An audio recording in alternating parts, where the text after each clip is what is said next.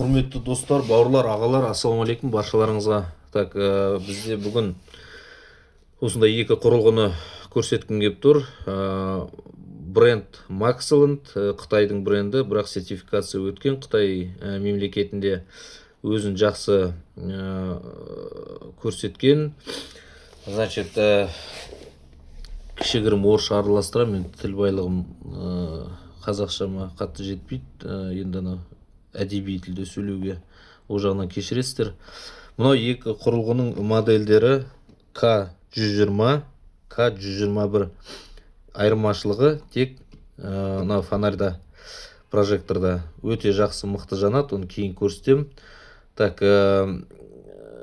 сосын бұл жерде екеуінде де 68.000 миллиампер сағат емкость и пусковой тоғы 5000 ампер екеуінде де. Сатылымда тағы К150 деген моделі бар. Ол 80.000 миллиампер сағат емкость и 6000 ампер пусковой ток. Және де тағы да сатылымда бар, ол уже бірақ по предзаказу, алдын ала заказ, где-то 15 күнде күтесіз, 15-16 күн.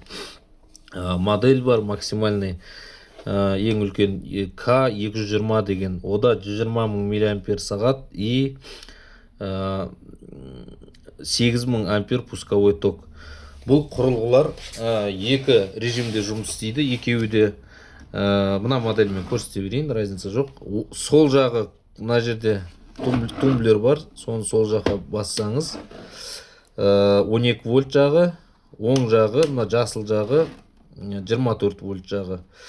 Қазір қосқан кезде қараңыздар, мына индикатор мигать етіп тұр. Ол нені білдіреді? Мына клеммаларға әлі тоқ бармағанын білдіреді, напряжение.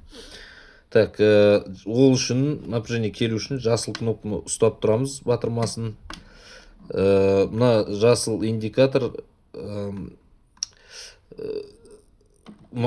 есть постоянно жанады. Сол кезде мына клеммаларға тоқ келеді. Сіздер қалай қолданасыздар? Мұны мысалға алдыңыздар,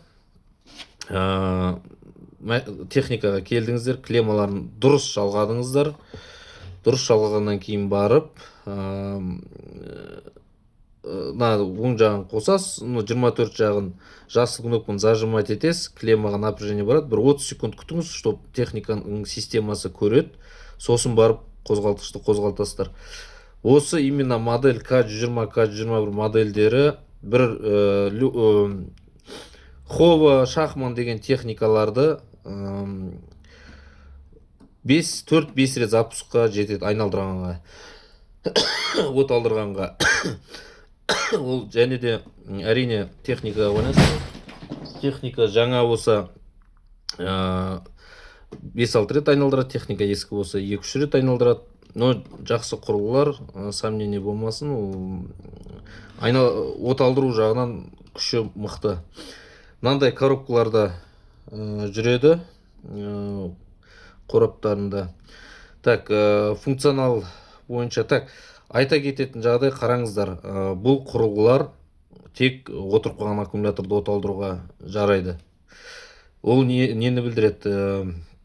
Сіздер мысалға мынандай ой болса, мысалы, неисправностьті осы мен іздеймін, 1000 рет айналдырам деген, ондай жоқ. Бұл максимум 5 рет айналдырғанға жетеді, 5 рет от алдырғанға жетеді техниканы. Болды, одан кейін батареясы отырады. Қолдану ережесі, ең бастысы, полный заряд болу керек. 100%-ке зарядтайсыздар, сосын барып от алдырасыздар. От алдырдыңыздар, от алмады, кішкентай уақыт береміз, сосын барып қайтадан от алдырасыздар. Арасын бір 10-15-20 секунд ұстау керек. Так, сол ең басты сол полный заряд болу керек, толық заряд болу керек.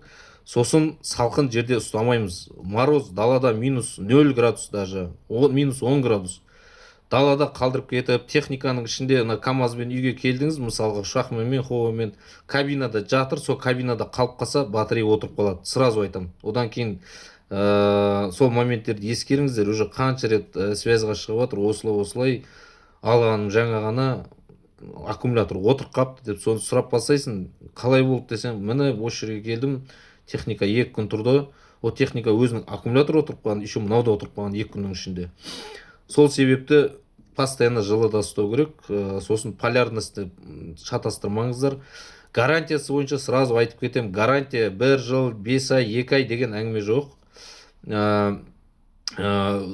Бір 3 айға гарантия бар, бірақ ескеру керек, ол гарантия относительный гарантия. То есть бір нәрсе істен шықса, мен запчастьтермен айналыспаймын, мен тек қана сатумен айналысам, менде запчастьтар жоқ. Бірақ қытайлықтарға шығуға выход бар. Қытайлықтармен сөйлесіп, запчастьін отдельно суммаға алдырта аламын тек қана. Но сумма емес, то есть запчасті тегін келу мүмкін, бірақ доставкасы платный болады. Сол осындай гарантия. Аблай, если то есть болмайды десеңіздер, одан да алмай қойыңыздар. Сосын сразу айтып кететін жағдай, парк, автобусный парк, техникалардың паркі болса алмаңыздар тоже. Бұлар ондай максимально күніге қолдануға жарамайды. Тек жеке қолдануға ғана жарайды. Так, енді қалай қосылады? Любой батырманы бассаңыз қосылады. Тез айтып кетейін. Оң жағын 24 жағын қосамыз, мигать етіп тұрады. Жасыл кнопканы басасыз, ұстап тұрасыз. Қосылды, клеммаға напряжение барды. Все, 20-30 секунд күтесіздер де от алдырасыздар. Енді фонарь қай кезде жанады? Фонарь тек қана мына жасыл постоянно жанып тұрған кезде, клемманы замыкать еткен кезде, мына жасыл кнопканы сап тұрған кезде ғана жанады. Ол мына астыңғы батырмасы неудобно астында, бірақ екі положениеда жанады. Жану қуаты күшті. Мына оң жағында стробоскоп жанады. Мынау былай түседі. Жолда тұрсаңыз, осын қосып қойсаңыздар болады для безопасности. Так, сосын одан бөлек нейтральный положениеда мынаны 2 рет сарыны 2 рет батырманы бассаңыз, мынандай кішкентай фонарь бар еще. Сол. Так, тағы айтатын нәрсе вроде болды. Әртүрлі модельдер бар, өз модельдеріңізге қарай не қылады. Тағы бұны айтып кететін жағдай, өз-өзін қыздыру функциясы бар. Сары кнопканы 2-3 секунд ұстап тұрсаңыз, мынау батырмасын. Так, мынау функция самоподогрева жанады. Ол деген сөз өз-өзін қыздырады бұл. Именно батареясын. Күн суық кезде жылы жерден ап шықтыңыз. Біраз от алдырдыңыз, суық жерде тұрып қалдыңыз, қайтадан функция самоподогреван қосасыз, и қайтадан ұстап тұрсаңыз өшеді. Бірақ өзі автоматты түрде 3 минуттан кейін өшеді. Қызғаннан кейін өшеді өзі. Сол осындай функциясы бар тағы. Полный айналдырып көрсетейін. Клеммасы 12 мм. Мықты. О жағынан күмән жоқ. Құрылғының өзі сертификатталған. Қытай мемлекетінде жалпы жақсы құрылғы. Жеке қолданатын болсаңыз алуға болады. Если жекеге емес паркке, автозаводкамен айналсам, бар қыстың күні отогревпен айналсам дейтін адамдар болса алмаңыздар. Ол көпке жетпейді. Ол кезде возвратта ештеңке болмайды, ренжімеңіздер. Гарантия ол кезде болмайды. Сол көп случайлар болды. Мен шынымды айтсам шаршап кеттім. 1-2 случай болды, сондай істен шыққан. Екеуі де сол отогрев нелермен айналысатын адамдар болып шықты. Кейін выяснять еткен кезде.